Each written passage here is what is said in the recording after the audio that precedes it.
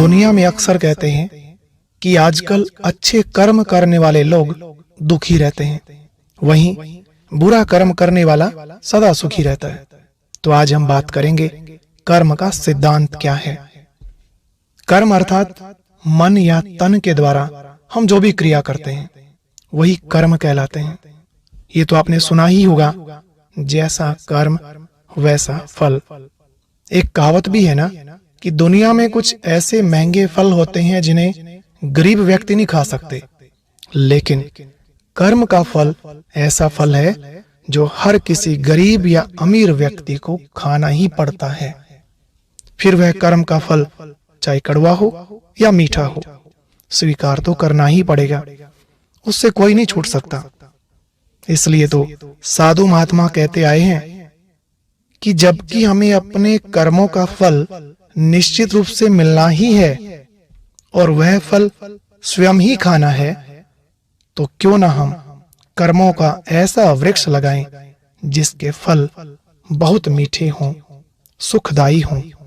तो जो लोग ऐसा कहते हैं कि अच्छे कर्म करने वाला दुखी रहता है और बुरे कर्म करने वाला सदा सुखी रहता है, तो वो जान लें कर्मों के परिणाम से कोई नहीं बच सकता।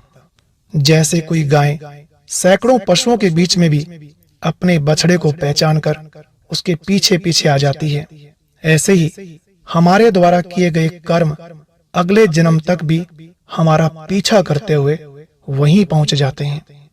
इसलिए आज अगर कोई बुरा कर्म करने वाला सुखी नजर आ भी रहा है तो जरूर वह अपने पूर्व जन्म में किए गए अच्छे कर्मों का फल भोग रहा है। जब उसकी श्रेष्ठ कर्मों की पूंजी खत्म हो जाएगी तो उसको दुख शुरू हो जाएगा। ठीक वैसे ही पुण्य कर्म करने वाला व्यक्ति अगर आज दुखी दिखाई दे रहा है तो वह अपने पूर्व जन्मों में किए गए किसी पाप कर्म की सजा भोग रहा है, और जब उसका वह हिसाब किताब पूरा हो जाएगा तो निश्चित ही वो सुखी हो जाएगा। इस प्रकार से कर्मों की गति बहुत ही गहन बताई गई है।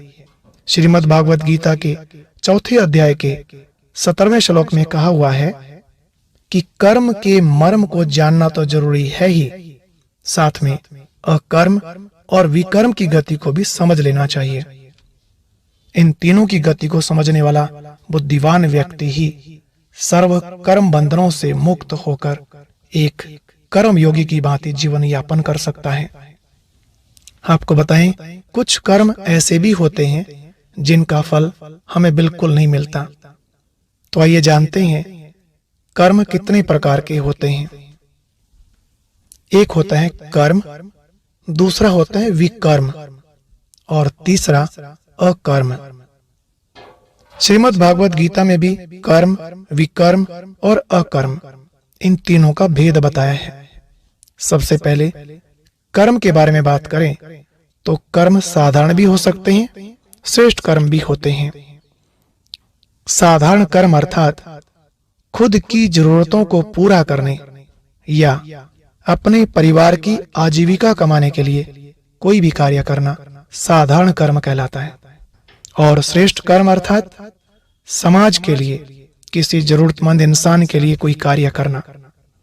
हमारे जिस कर्म से जब किसी अन्य को सुख मिले तो समझ लीजिए हमने श्रेष्ठ कर्म किया है, पुण्य किया है।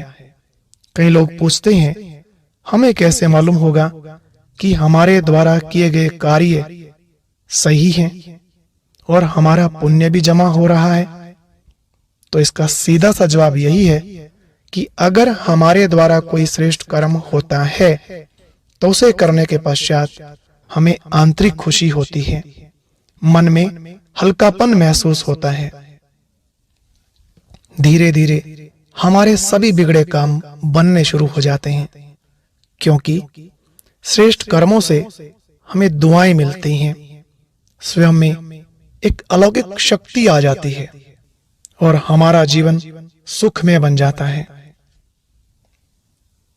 इसके विपरीत होते हैं विकर्म, जिनको पाप कर्म भी कह सकते हैं।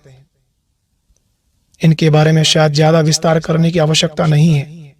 सृष्टि पर रहने वाली किसी भी प्राणी मात्र को या प्रकृति को अगर हमारे द्वारा कोई नुकसान पहुंचता है तो वह विकर्म कहलाता है, चाहे मन से, वाणी से या कर्म से। अगर कोई को भी हम दुख पहुंचाते हैं तो उससे पाप कर्म का खाता बनता है और फिर उसकी सजा भोगनी पड़ती है। विकर्म करने वाले की सबसे मुख्य पहचान यही है कि वो सदा भय में जिएगा, उसे कोई ना कोई डर सताता रहेगा, कभी भी उसको चैन की महसूसता नहीं हो सकती। और तीसरे होते हैं अकर्म। अकर्म अर्थात जिनका हमें न कोई अच्छा फल प्राप्त होता और न ही बुरा फल प्राप्त होता। लेकिन आपको बता दें, वर्तमान कलयुग में ये अकर्म नहीं होते। अकर्म सिर्फ सृष्टि के आदि अर्थात सतयुग में ही होते हैं। यहाँ कलयुग में तो सिर्फ कर्म या विकर्म होते हैं।